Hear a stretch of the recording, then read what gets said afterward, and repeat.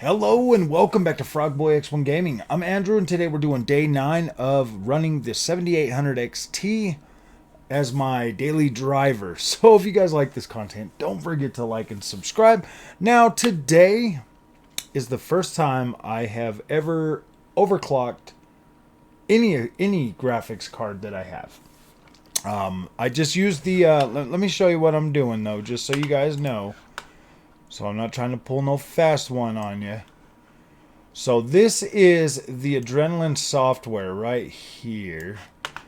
Let me see. What do I got? I got that mixed up a little bit. Just sorry. So, all right. So what I'm doing is I got my CPU overclocked, and I got my GPU overclocked. Now I've been running with these settings all day long. I woke up this morning and I started running that with these settings all day. So my card is overclocked to 2641. And my CPU is 0.2 offset. So I don't know what that is supposed to do or what. I tried to do the undervolt GPU and the overclock the RAM and everything, but for some reason it was only letting me do one at a time or something. I don't know. This was my first time ever trying it, so I just wanted to kind of see if it was going to give me like a boost or anything. In my, let me see, I took a picture of it today. I took a picture of the thing. The score for Firestrike Ultra was, graphics score was 12,946, physics score is 32,588, and combined score was 6,663. My score, for the Firestrike score, said 12,895.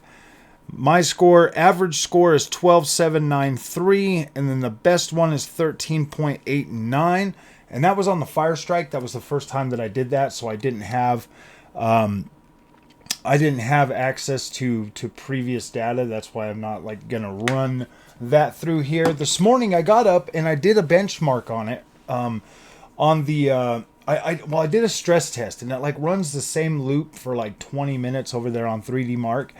And that one there came out pretty good. I did get some footage of that, but it's like well over 20 minutes long, so I'm not gonna punish you and make you watch that loop over and over and over again while you listen to me talk. I've never overclocked. This is something that I'm not seeing like a significant boost when I did the not time spy, but it was like the speed one or whatever on 3D Mark. When I first watched the loop, you can see it's like 38 frames a second or whatever. By overclocking it, I was getting two more frames. I was getting 2 extra frames. So to be completely honest with you, getting 2 extra frames on that wasn't really that big of a deal to me. Like 2 frames, that's really nothing to be. And I don't really know exactly how to get in there and like overclock and do all of this stuff. So I'm probably just gonna keep learning as I go before I can continue to tinker with that anyway. I will leave it on this overclock for a while and see how that pans out for me or whatever. But I am seeing not a significant upgrade across the mini games that I've tried today, but all of them seem to be running fairly stable. It seems to be running pretty stable at this clock speed. So I'm happy with that. I haven't had any crashes. I haven't had any like driver timeouts. I haven't had any anomalies all day long while playing. I've been able to boot up everything I wanted to play. I was just playing Forza Motorsport, and I guess I'd clicked like Gears 5 first, and so I was playing Forza Motorsport, and I was like, okay, I'm at 1440p on Forza Motorsport, and I'm at like 100 frames a second or whatever. So I was like, you know what, man, I'm gonna kick this up to 4K and see how that's running, and instantly it dropped it to like 20 frames a second. So I was like, what the freak? So I was starting to get a little bit irritated. I was like, really, man, this card can't even run this game at 4K. So I get out and I notice that Gears 5 is still running. So I close that out. I jump back into Forza, and yeah, I'm getting almost identical frame rate to what I was getting at 1440p. It's like over 100, it's like 101, dropping down to like 80, back up to like 101, even at 4K, but that was without any of the ray tracing on. I usually drive in cockpit mode, so I don't really get to see all the ray tracing, so it doesn't really matter. I'd rather have that performance in that. This card runs this game pretty decently with the ray tracing enabled too. Like it still does pretty good. I'll have to do a video. I'll have to do a video on that game before before the end of this 30 days. So I guess the moral of today's story is it's pretty interesting. I love the Adrenaline software, that it gives you the option to just do everything right here in the software. It gives you the opportunity to, you know, to set everything up and then check it and test your build and all of that stuff. It's even got like a little stress test thing in here, so you don't really necessarily have to go over to 3D Mark. You can do a stress test right here on the Adrenaline software. I'm really liking this whole AMD thing. I really do like it. I like the overall experience. I like the way the way it feels. I love the performance I'm getting out of these games. I feel like if I had to like compare this to like the experience that I had with Nvidia, and yes, I had a 30 series experience, so I can't really compare it to the 40 series, and I'm getting really tired of people saying that. Like, it's so dumb. I'm comparing experiences. The Nvidia experience hasn't changed. It's exactly the same. You get in there and to set up your games and to set up your card and to do all of that, you're still going to the same control panel looking thing.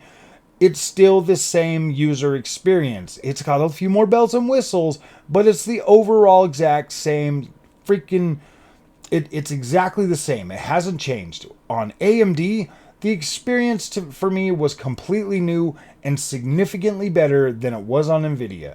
Now, I'm tired of people saying that I can't compare this card to that card, but then, yeah, you know, you're right. You're right. if I don't know, man. Like the little weird computer, you know, PC thing, how everybody thinks in here, man. Like, it sounds like people do a lot of mental gymnastics in the PC Master Race space to try to justify whatever the freak they're doing. That's not me, man. I'm a consumer. I buy these products and I want to consume them. That's the whole point of it. I didn't buy it to sit here and like be... Yeah. Okay. When I was on Nvidia, yes, you're sitting there, you're playing with everything, you're tinkering with things, you're trying to get things to run. On AMD, it's pretty much plug and play experience, and that's what I like about it. I don't have time to sit and play with everything. I want to be able to learn as I go, and as I'm learning things, you know, I'm like, yeah, maybe I'll try that. I don't want to have to. I don't want to have to sit and watch a ton of YouTube videos just to learn how to use my Nvidia products, when I can just get into AMD software and it's like, yeah, man, we're going to show you how to do this, and then let's set you free and let you enjoy your video games. This thing is awesome, man. I feel like the 7800 XT is definitely everything that you would hope for a GPU to be. I mean, in this price range, $500 for this card. The more I play with this thing, the more I feel like it's an absolute steal. That, like, I feel like this is an absolute incredible deal for a $500 GPU.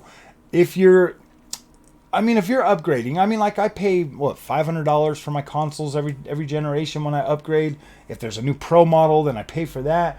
If you're a PC guy and you get into PC, and, you know, I don't necessarily think you should have to upgrade your CPU every 2 to 4 years. But I mean, your GPU, that's kind of different, you know. If you're upgrading every 4 years, and I think that should be like I think you should be good for 4 years with a GPU. I kind of feel like that there is like, I kind of feel like 4 years is a good enough get for like $500. I mean, I was paying what, $1,000 a year for a phone. So $500 every 4 years for a GPU, $500 every 2 years for a GPU if you have to have the newest and best thing. When you start getting into like $1,700 for these freaking GPUs, and I'm not saying that's too much for me. I'm just saying that, like, if I'm paying $2,000 every 2 years for a GPU, like I don't know, man. Like I love video games and I've always loved video games, but that kind of just sounds a little bit extreme to me. You know, coming from like the console space, paying $500 for a console every 4 to 7 years or whatever, and it used to be like $300 before that. So it's kind of weird that I would have to pay that much money to play video games. I mean, like I definitely have gotten a lot deeper into this whole thing since I started this channel, but before that, man, yeah, I would buy my console and the thing would sit there, for almost the whole generation. The only time I ever bought more consoles in a generation is when the Pro models came out last year or last generation. I was like, okay, yeah, I'll definitely buy those. But now that I'm in this PC space, and the probability of potentially having to upgrade every single generation. I mean, for me as a content creator, I already see that as a must. If I want the clicks and I want the traffic and I want to have the views and stuff, I pretty much believe I have to upgrade every year, every generation. But here's the thing: now that I'm on AMD, I feel a lot better about upgrading every generation than I did with Nvidia. Now I get that Nvidia does things and they push things forward and all of that. But I mean, we're 3 generations into ray tracing, and only their top two cards are even really efficient at it, to the point where you can play it and you can use it, but you have to use DLSS and you have to use frame generation.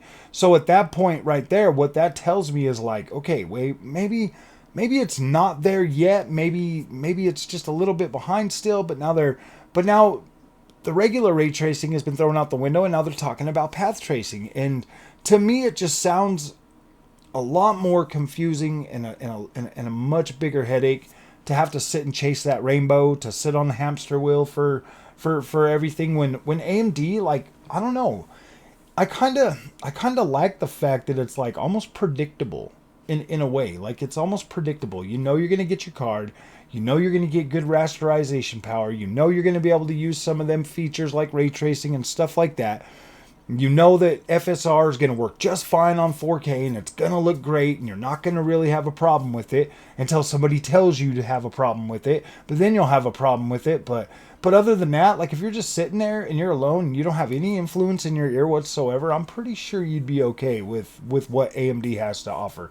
It's only when you get around the peer pressure people, like anybody, every Reddit or anywhere I've been that talks about AMD, there's always some Nvidia bro in there telling them, yeah, man, you're gonna waste your money on that AMD stuff, and you can get a 3060 Ti instead of that 6800 XT, man. It's gonna be better because you get ray tracing.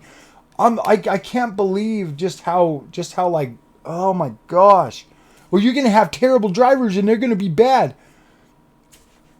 I don't know, man. Like, honestly, PC guys, if you want my honest opinion, I've been in this for like 2.5 years, and I've had so many people come at me and tell me, yeah, do this and do that and do this. And man, sometimes you just kind of have to make up your own mind. Sometimes you probably should just try things for yourself and see what the best thing is going to be for you. I mean, if you like the color green, go with Nvidia. If you like the color red, buy a AMD. If you like the color blue, go get an Intel card.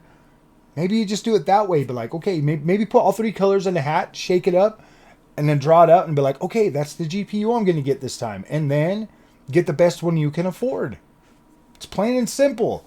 Because these cards perform so gosh dang similarly to each other. Even in the same stack, the 7800 XT is pretty dang good compared to the 7900 XT.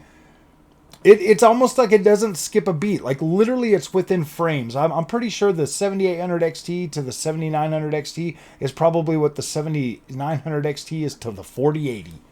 15% difference or something. You know what I mean? Maybe a little bit more. It's like if you're at 100 frames, you're getting 85 frames.